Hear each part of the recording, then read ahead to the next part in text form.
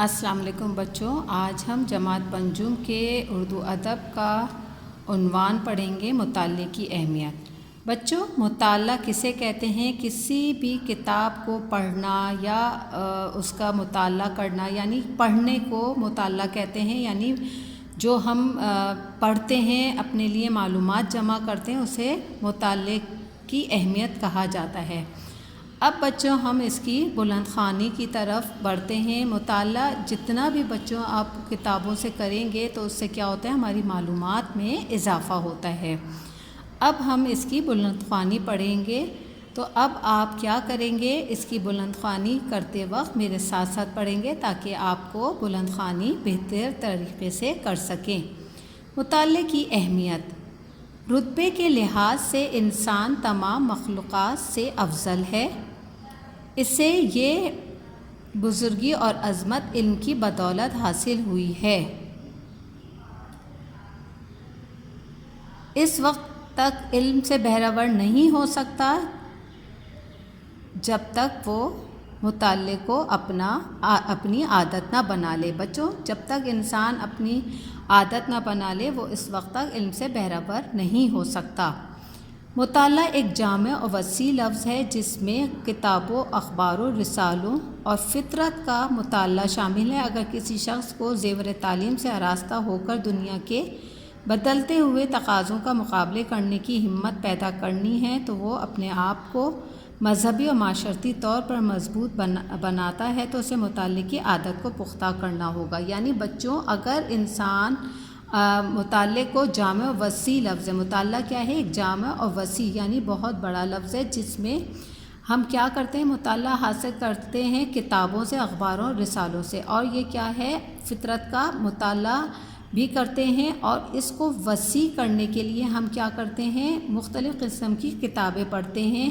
اور اگر ہم مطالعے کو اپنا پختہ عادت بنا لیں گے تو ہماری معلومات میں بھی کیا ہوگا، اضافہ ہوگا۔ دنیا میں جتنے علماء، مصنفین اور مصلح گزرے ہیں، ان کی کتابیں ہمارا قیمتی اثاثہ ہیں، کیونکہ وہ اپنی عمر بھر کی تحقیقات اور تجربات کا نچوڑ اپنی کتابوں میں آئندہ نسلوں کے لیے چھوڑ گئے ہیں۔ اب جتنے بھی دنیا میں مصنفین جو یعنی کتابیں وغیرہ لکھتے ہیں اور مصلح گزرے جو اصلاح کرتے ہیں ہماری، ان کی کیا ہیں، کتابیں ہمارے لیے اثاثہ ہیں، یعنی ہمارے لیے سرمایہ ہے، کیونکہ وہ اپنی عمر بھر کی تحقیقات اور تجربات اپنی کتابوں میں آئندہ نسلوں کے لیے چھوڑ گئے ہیں۔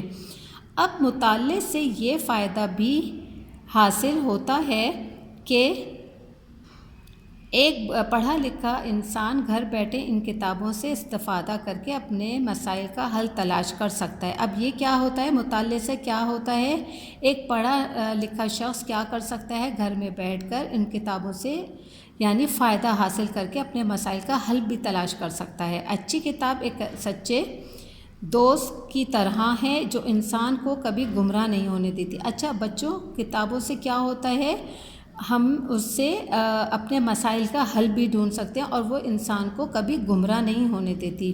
کتابوں کا مطالعہ ایک ایسا عمل ہے جس سے انسان کی صلاحیتوں میں نکھار پیدا ہوتا ہے۔ کتابوں میں حکمت کے موتی تلاش کرنا، اہل علم کے پاکیزہ خیالات سے واقف ہونا سب سے بڑی خوش قسمتی ہے۔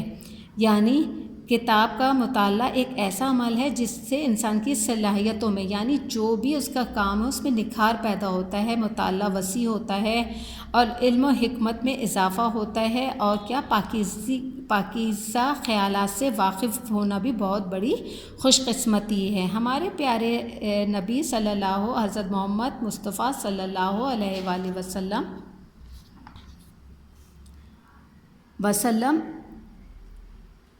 عالم نے فرمایا کہ عالم کے قلم کی روشنائی شہید کے خون سے افضل ہے۔ یعنی کیا ہے، عالم کی روشنائی یعنی عالم جو قلم کی روشنائی سیاہی ہے، شہید کے خون سے افضل قرار دیا ہے۔ انسان کے دنیا سے رخصت ہوتے ہی اس کے اعمال کا سلسلہ ختم ہو جاتا ہے، لیکن اچھی کتاب باقی رہتی ہے کیونکہ اس کو پڑھنے والے ہمیشہ اس سے رہنمائی حاصل کرتے ہیں۔ انسان جب مرتا ہے تو اس کے عمل کا جو کام ہوتا ہے وہ تو ختم ہو جاتا ہے جو وہ عمل کر رہا ہوتا ہے، لیکن جو اس نے کتابیں لکھی ہوتی ہیں وہ ہمیشہ لوگوں کی رہنمائی کرتی ہیں، اس کا یہ کام جاری رہتا ہے۔ اب مطالعہ کتب زندگی کے ہر مرحلے میں ضروری ہے۔ بچپن میں مطالعہ حصول منزل کے لیے سفر کا آغاز، جوانی میں رہنمائی اور بڑھاپے میں راحت کا باعث ہے۔ مطالعہ انسان کو شعور دیتا ہے۔ عالم کی طاقت لاکھ جاہلوں سے زیادہ ہے۔ علم کی انسان نے قدرت کے تمام چھپے ہوئے خزانوں کا پتہ چلایا ہے۔ ریل، تار، برقی موٹر، ہوائی جہاز، ٹیلی فون، ٹیلی ویژن اور کمپیوٹر علم کی طاقت کے کرشمے ہیں۔ اب یہ کیا ہے؟ مطالعے سے انسان میں شعور پیدا ہوتا ہے اور جو بھی وہ مطالعہ کرتا ہے اس کی معلومات میں اضافہ ہوتا ہے۔ ریل، برقی وغیرہ، تار وغیرہ، پہلے بچوں کیا ہوتا تھا، جیسے آج کل کمپیوٹر ہو گیا ہے اور موبائل وغیرہ ہیں، ان سے میسج چلے جاتے ہیں، لیکن پہلے کیا ہوتا تھا، تار وغیرہ دیا جاتا تھا، میسج اس کے ذریعے ہوتے تھے۔ ہوائی جہاز، ٹیلی فون اور ٹیلی ویژن آ گئے ہیں، ان سے کیا ہو گیا ہے، مطالعے کا دائرہ کار جو ہے وہ وسیع ہو گیا ہے۔ اور لیکن ان سب کی حقیقت کا علم مطالعے ہی سے ہوتا ہے۔ مطالعہ ہو تو انسان علم کی افادیت سے ناواقف رہے۔ اگر مطالعہ نہ کرے تو انسان کیا ہے، اپنے علم کی افادیت سے واقف نہیں رہ سکتا۔ مطالعہ کتب کے بے شمار فوائد ہیں۔ اس سے دل کو سرور حاصل ہوتا ہے، دماغ کو روشنی ملتی ہے، سچ اور جھوٹ کا پتہ چلتا ہے اور واقعات کا علم ہوتا ہے، حالات اور واقعات کا بھی علم ہوتا ہے۔ اچھا، مطالعہ کتب کا کیا ہے، بہت سے بے شمار فوائد ہیں۔ اس سے دل کو سرور حاصل ہوتا ہے، دماغ کو روشنی ملتی ہے، معلومات میں اضافہ ہوتا ہے۔ اگر کوئی شخص کتاب کو اہمیت دے گا اور اسے خلوص سے زیر مطالعہ رکھے گا تو کتاب بھی اعلیٰ مقام دے گی، اسے عزت اور حرمت سے بخشے گی، شعور اور دانش عطا کرے گی، علم و ہنر کے موتیوں سے مالا مال کر دے گی۔ اب کیا ہوتا ہے بچوں، علم سے جو بھی مطالعہ کرے گا اسے کیا ہوتا ہے، شعور اور دانش مندی عطا ہوتی ہے، اللہ تعالیٰ عطا کرتا ہے، عزت عطا ہوتی ہے اسے، اور اس سے مطالعہ وسیع ہوتا ہے۔ اس بات کو آپ یوں بھی کہہ سکتے ہیں کہ اچھی کتابیں علم و فنون کا خزانہ ہے، مطالعہ اس خزانے کی کنجی ہے۔ اب کیا ہے، آپ علم و فنون کی کتابیں پڑھتے ہیں اور اس سے آپ کا خزانہ ہوتا ہے، اور مطالعہ اس خزانے کی کیا ہے، کنجی ہے، یعنی چابی ہے۔ مطالعہ کتب سے یہ راز بھی کھلتا ہے کہ قوموں نے ترقی کے راستے پر کس طرح قدم رکھا، ان کے حالات زندگی، مشعل راہیں، بزرگان دین کی سیرت کے اہم پہلو بھی مطالعے ہی سے معلوم ہوتے ہیں، اور اسی سے اصلاح اخلاق اصولوں کا پتہ چلتا ہے۔ اب بچوں کیا ہے، ہم جب مطالعہ کرتے ہیں تو ہمیں جو بھی ہمارے بزرگان دین گزر چکے ہیں، ان کی سیرت کا اہم پہلو کے بارے میں پتہ چلتا ہے، یعنی ہمیں جو بھی معلومات ملتی ہیں مطالعے کے ذریعے ہی ملتی ہیں۔ مطالعہ کتب کے لیے چند اصولوں پر عمل کرنا نہایت ضروری ہے۔ مطالعے کی مقدار اور وقت کا تعین بھی نہایت ضروری ہونا چاہیے۔ طلباء کو چاہیے کہ وہ محبت اور توجہ کے ساتھ مطالعے کو اپنی عادت بنائیں اور آسان سے مشکل مضامین کی طرف رجوع کریں۔ مشکل مضامین سے استفادہ کرنے کے لیے صبح کا وقت مقرر کر دیں، کیونکہ اس وقت ذہن تازہ اور آسودہ ہوتا ہے۔ اب بچوں کیا کرنا چاہیے طلباء کو کہ اس کی مقدار اور وقت کا تعین کرنا چاہیے کہ ہمیں کس وقت مطالعہ کرنا ہے، اس کو اپنے عادت بنانی چاہیے، اور آسان اور مشکل مضامین کا صبح کے وقت جو ہے مقرر کرنا چاہیے، کیونکہ صبح کا وقت جو ہے بہترین وقت ہوتا ہے مطالعے کے لیے۔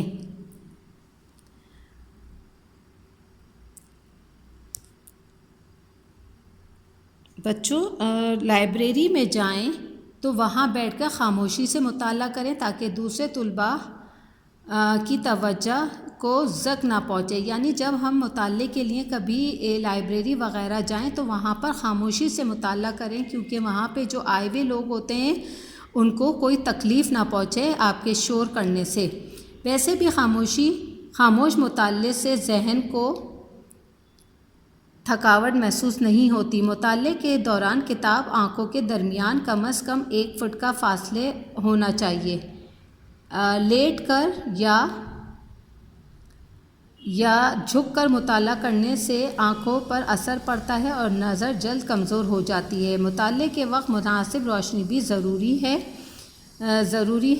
مدھم روشنی میں پڑھنا بینائی کے لیے مضر ہے۔ اب بچوں کیا کرنا چاہیے؟ مطالعے کے وقت ہمیں اس بات کا خیال رکھنا چاہیے کہ مطالعے کے دوران ہماری آنکھوں کے درمیان کم از کم کتاب اور آنکھوں کے درمیان کم از کم 1 فٹ کا فاصلہ ہونا چاہیے۔ لیٹ کر پڑھنا نہیں چاہیے اور کم روشنی میں بھی مطالعہ نہیں کرنا چاہیے، اس سے ہماری بینائی پہ اثر پڑے گا۔ طلباء کو چاہیے کہ وہ اسکول اور پرائیویٹ لائبریریوں سے استفادہ کریں۔ نصابی کتابوں کے علاوہ اچھی اور ہلکی پھلکی مفید کتابیں بھی پڑھیں اور پڑھائی کے لیے باقاعدہ ٹائم ٹیبل بنائیں تاکہ ابتدا ہی سے ان کا ذہن زرخیز ہو جائے اور وہ بڑے ہو کر ملک و قوم کے لیے اچھے شہری بن سکیں۔ اب طلباء کو کیا چاہیے؟ پرائیویٹ لائبریریوں میں جائیں، وہاں جا کے اپنا ٹائم ٹیبل بنائیں اور باقاعدہ جا کر مطالعہ کریں تاکہ آپ کی معلومات میں وسیع اضافہ ہو۔